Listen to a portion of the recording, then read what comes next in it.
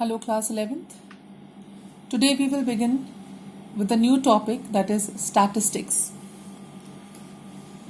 Now, this word statistics, it conveys different meaning to different people. Some people consider statistics as data, some consider it as facts or measurements, while some believe it to be a study of figures, which is to be interpreted, analyzed. So different people have got different meaning for statistics, but broadly statistics has been defined in two senses. One is in the plural sense and the other is in the singular sense. Now in the plural sense, statistics means collection of numerical facts. See, when you talk about statistics, the numbers are always involved. So in statistics you will always find numbers. Numerical data is basically called as statistics. But one numerical data will not be called as statistics. It is always an aggregate. Aggregate means a collection. It's aggregate of numerical data or facts. Say for example, if you talk about the weight of a boy in a class is 60 kg. So that 60 kg will not form statistics. But when you say the weight of all the boys in the class, then that will be a statistical data. So statistics is always concerned with the numbers. But numbers, not a single number will not form the statistics.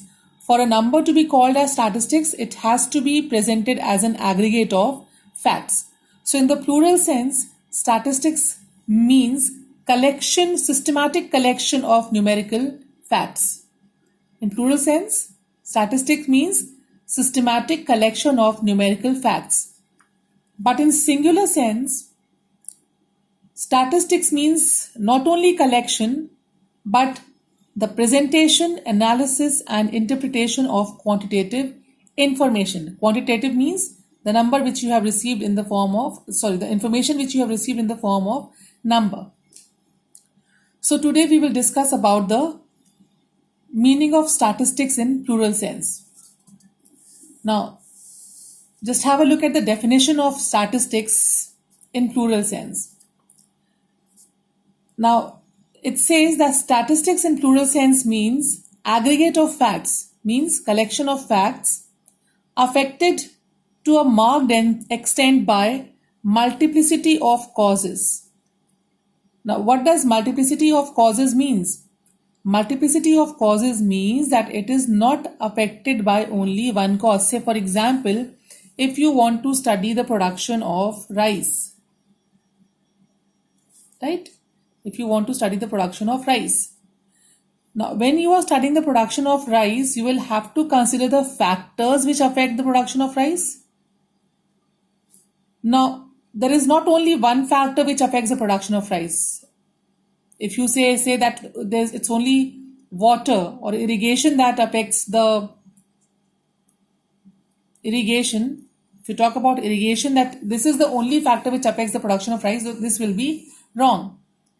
This production of rice is affected by various things. One of them is water. The other will be the soil in which it is grown. Then the next would be the extent of temperature. The temperature it is grown in. The use of manures and insecticides, pesticides, the technology,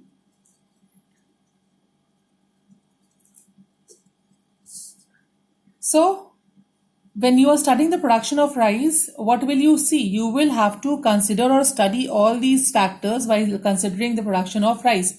So this will be called as statistics. So the second feature says that it is affected by multiplicity of causes. So when you are studying a data, when you are collecting a data, it is to be affected by a number of factors. You're not studying it only based on one factor. Then all these data that you are collecting, this should be expressed numerically. So this is saying that it is numerically expressed. Now, you may enumerate means that you actually count it. If you say that number of students in a class, you count there are 60 students in a class, in class 12th or in class 11th. So that you have enumerated, you have actually counted. The other word says estimated. Now, when say there's a news going on and the reporter in the news is saying that there are 5,000 people who are participating in a rally. So they are making an estimate with a reasonable accuracy. They are making estimate. They have not exactly counted the number of people.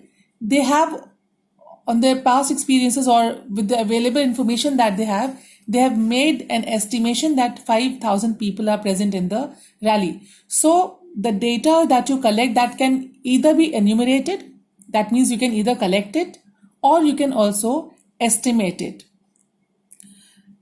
Then it says that it should be enumerated or estimated according to reasonable standard of accuracy. Now, what does reasonable standard of accuracy means? Reasonable standard of accuracy, it is said to be collected, data is said to be collected with a reasonable standard of accuracy when there is high degree of accuracy. Not as in the case of maths or sciences, but still it is required that there should be accuracy in the collection of data. Now, say for example, if you measure the height of a building, you can measure that height in meters. But if you try to measure the length and width of bricks in meters, that won't be possible. If you try to measure the thickness of sand in meters, that also won't be possible, right? So there has to be a reasonable standard of accuracy. When you are collecting data, you have to use your discretion that how accurately you are collecting your data. And it is the data to be accurate, it is also important that the field that you are taking, that should be small.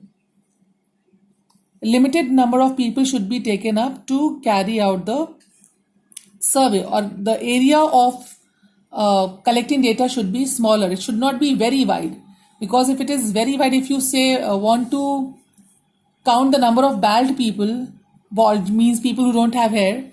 If you want to count the number of bald people in the whole world, so it will be very, very wide.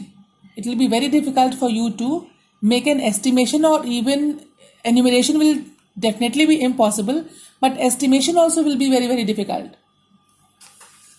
So you need to keep the area limited. It should not be very, very wide. So this is about reasonable standard of accuracy. Then it says that the collection of data should be done in a systematic manner. One should decide beforehand that how is the data to be collected. Are you going to take it directly from the people, or you are going to ask the people who know them, or are you going to refer a survey which has already been done? So you have to first plan out that how are you going to collect your data, and then proceed further. Because if you collect the data haphazardly, that data will be of no use. And the data which you are collecting should be for a predetermined purpose. Predetermined purpose means that the purpose has already to be decided. Because if the purpose is not decided, how will you know that what type of data are you going to collect, right? Or if you say you collect the data for the height of the students, but the purpose is to find the performance in their studies, then that data is of no use. Right? The objective is not set. The purpose for which the data is to be collected is not set up. So you have collected the data for the height of the students, but later it is told to you that the study is to be done for the performance of the students. Then the data which you have collected about the height will be useless. वो तो बेकार हो गया ना, that has become useless. So there should be a predetermined purpose for which the data is to be um, prepared or data is to be collected. And then there should be, these data should be placed in relation to each other. Because if there is no relation, then you cannot study the effect of one over the other. Because statistics is basically the data that you collect, that is done to, statistical data is collected basically for the comparison. Say you have said you are comparing the height of men with the height of ladder. Is there any relation with this? There is no relation. So such type of data will not form statistics. So it is important that the data should be placed in relation to each other. So this is what statistics in plural sense means, and whatever points I have discussed here, multiplicity of causes, numerically expressed, enumerated or estimated, these are all the features of statistics in plural sense. It is given in your book separately, although I have explained this to you in the definition. So you please go through your book, read the content, and if there's anything that you don't understand, please do ask. Till then, stay safe and take care. Thank you.